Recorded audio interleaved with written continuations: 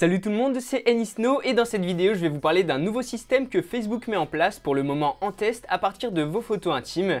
Alors dit comme ça peut poser un peu question, mais je vais vous expliquer concrètement de quoi il s'agit.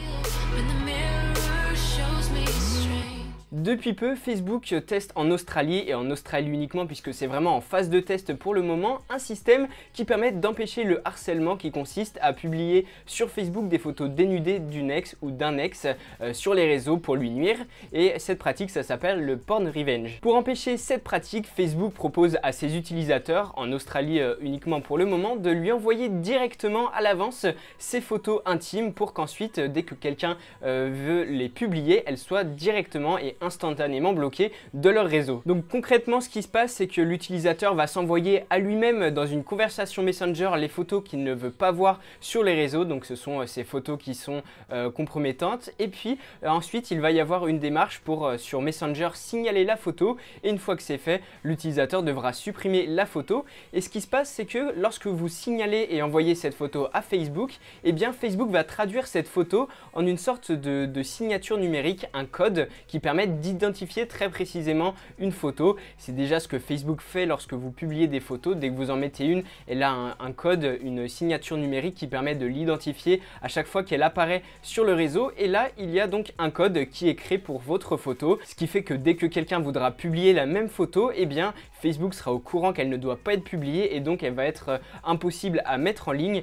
Et en fait, que la photo soit traduite en un code, ça empêche que Facebook ait à stocker les fichiers sur leur serveur. Donc ce qui se passe, c'est que quand l'utilisateur va signaler sa photo, il va y avoir donc le code dont je vous parlais qui va être mis en place. Et donc c'est à partir de ce code qui va être repéré de nouveau. Si une personne tente de remettre la photo sur Facebook, eh bien les deux codes vont être comparés et puis la photo va être identifiée. Alors à partir de ce code, on ne peut pas remonter, c'est-à-dire faire apparaître la photo.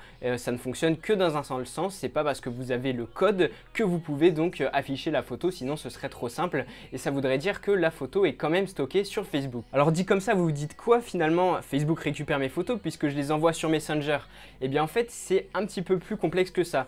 Facebook travaille avec l'agence gouvernementale eSafety qui est chargée de contrer voilà, les problèmes et les dérives qu'il peut avoir sur Internet, donc en l'occurrence le harcèlement. Et donc si vous voulez, en tant qu'utilisateur australien, empêcher que quelqu'un puisse poster ce genre de photos compromettantes sur Facebook, il faut d'abord rentrer en contact avec eSafety qui vous explique la démarche à suivre et comment signaler sur Messenger parce qu'il y a une sorte de démarche un petit peu particulière. Nous on ne peut pas le faire sur le Messenger français et donc c'est eux qui vous expliquent comment ça se passe. Il doit y avoir une procédure un petit peu particulière et ensuite ce qui se passe une fois que vous l'êtes envoyé sur Messenger, il faut supprimer dans la conversation Messenger la photo et normalement donc c'est censé être sûr quand même parce que c'est encadré par le gouvernement, Facebook supprime la photo de ses serveurs puisque vous l'avez supprimé de Messenger. Donc vu comme ça, on se dit ok, il n'y a pas de problème, sauf qu'il y a encore un petit problème dans cette procédure. En fait, chaque photo que vous allez vouloir signaler pour éviter le porn revenge, eh bien ces photos vont devoir être vérifiées manuellement par des personnes. Et oui, sinon n'importe qui pourrait mettre une photo normale et donc empêcher un autre utilisateur de mettre cette photo alors qu'elle est tout à fait normale. Par exemple, on pourrait s'attaquer à une marque en bloquant tous les logos Apple, donc ce serait complètement débile si ça avait été automatique. Donc c'est pour ça que Facebook, en tout cas pour le moment, avant que peut-être ils utilisent une intelligence artificielle, Facebook est obligé de se servir de vraies personnes pour d'abord vérifier que oui, la photo doit bien être bloquée avant que ça soit effectif. Donc voilà, ça pose encore question. Évidemment, on n'a pas envie de mettre dans les mains de Facebook, par exemple, des photos vraiment très personnelles. Mais comme je le disais, c'est encore en phase de test. Donc ils vont peut-être améliorer leur procédure et faire que ça soit plus transparent et qu'on soit vraiment sûr à 100% que ça ne soit stocké sur aucun serveur. Et donc voilà, comme ça, je vous ai un petit peu renseigné sur cette histoire. Donc comme je le dis depuis le début de la vidéo, c'est vraiment disponible pour le moment qu'en Australie.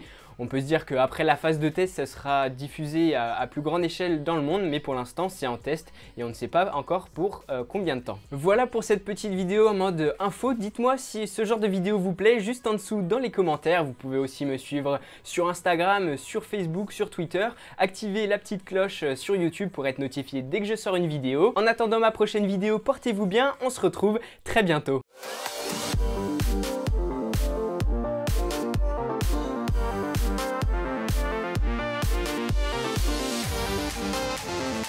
We'll be right back.